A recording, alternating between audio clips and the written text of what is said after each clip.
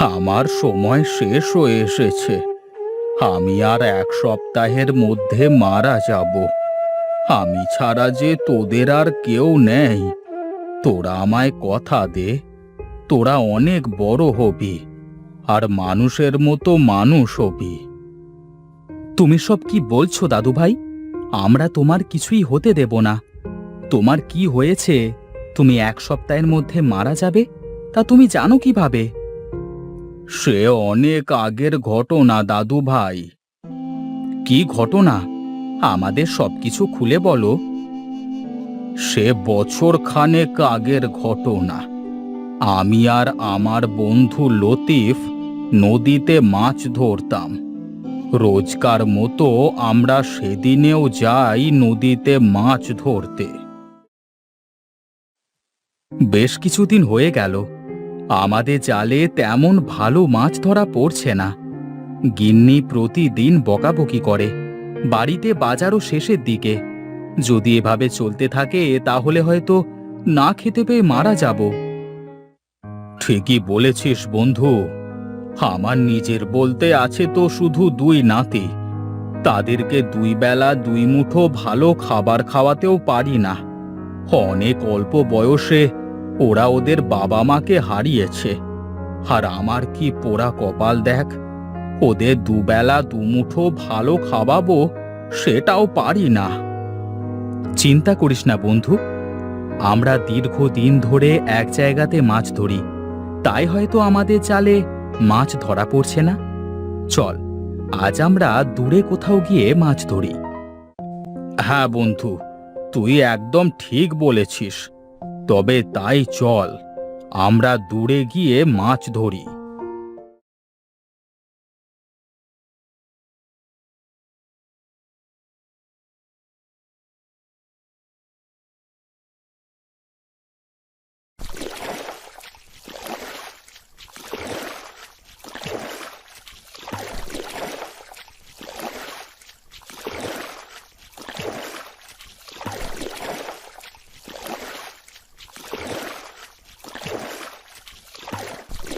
বন্ধু, আমরা তো অনেক দূরে চলে এসেছি, আর এখানে জাল ফেলে দেখি কোনো মাছ পাই কিনা। হ্যাঁ বন্ধু, চল একসাথে দুজনে জাল ফেলি।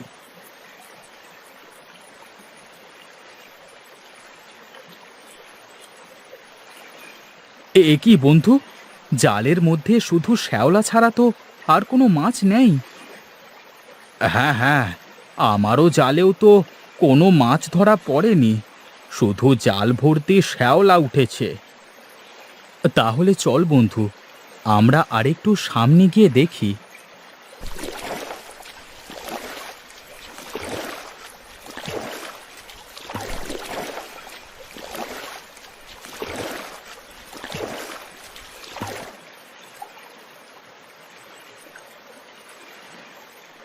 আরে বন্ধু, আমরা কোথায় চলে আসলাম? এটা দেখছি সোনারূপার নদী। সে যা হয় পরে দেখা যাবে। চলো, এখানে জাল ফেলে দেখি কোনো মাছ পাই কিনা।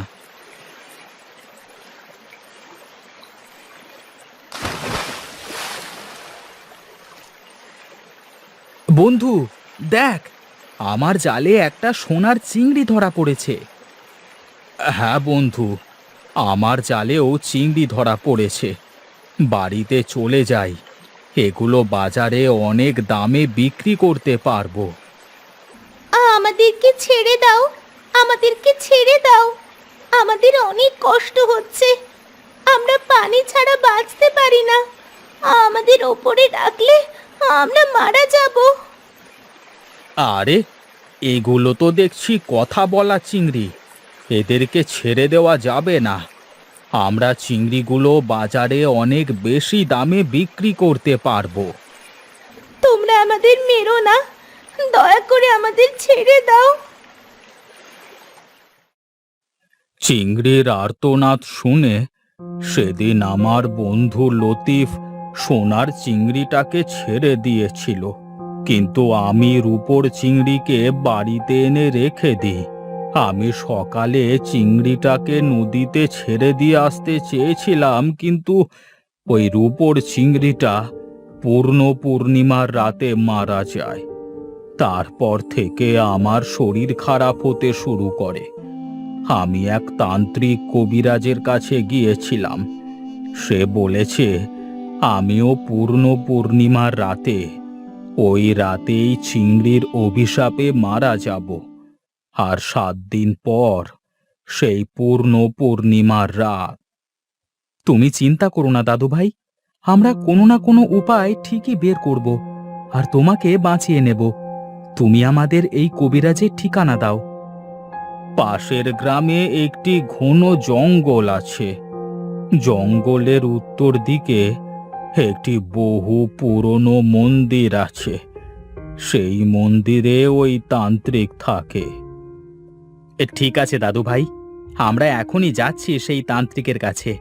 আমরা যেভাবেই হোক তোমাকে বাঁচিয়ে নেব।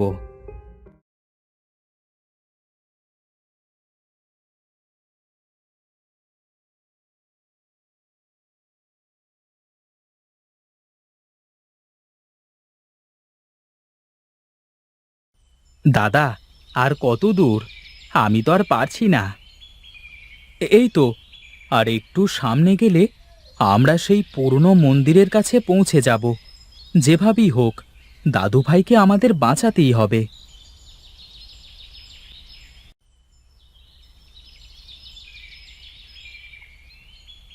তোরা এসেছিস? আমি জানতাম তোরা একদিন ঠিকই আসবি। আপনি আমাদের চিনলেন কিভাবে?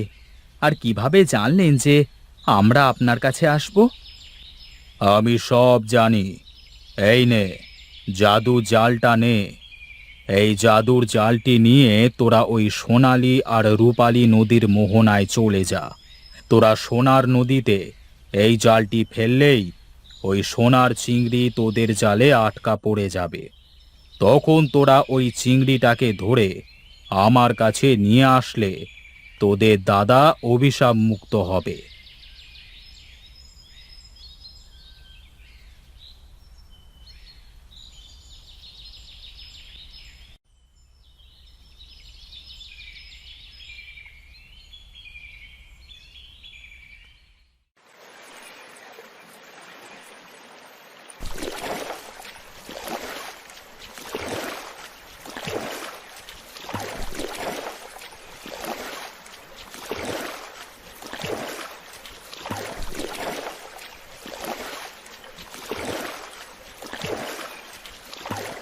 এই তো চলে এসেছি। এই সেই মোহনা। এখন জালটা ফেলে দেখি মাছটি ধরা পড়ে কিনা।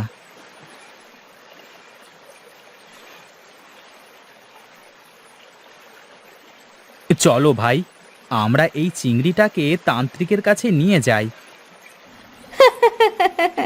তোমাদের দাদা বছরখানেক আগে যে ভুল করেছিল, তোমরাও ঠিক সেই ভুলটাই করতে যাচ্ছ। তান্ত্রিক একদমই ভালো মানুষ নয়।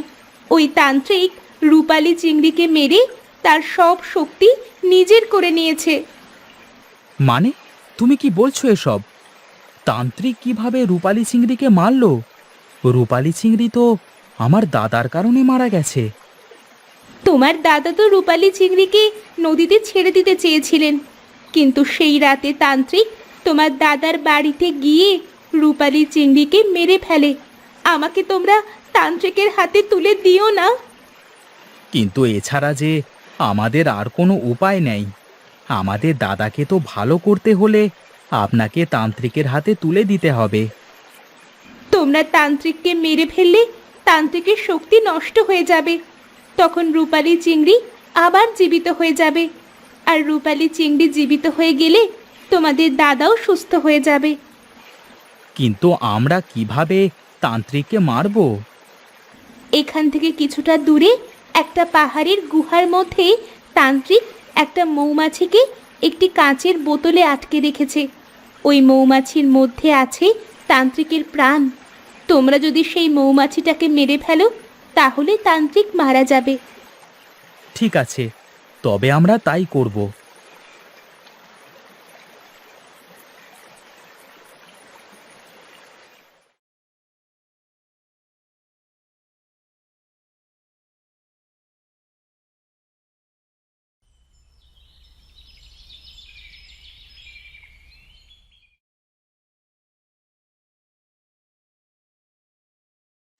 ভাই, ওই দেখ সেই মৌমাছিটি। চল, আমরা মৌমাছিকে মেরে ফেলি।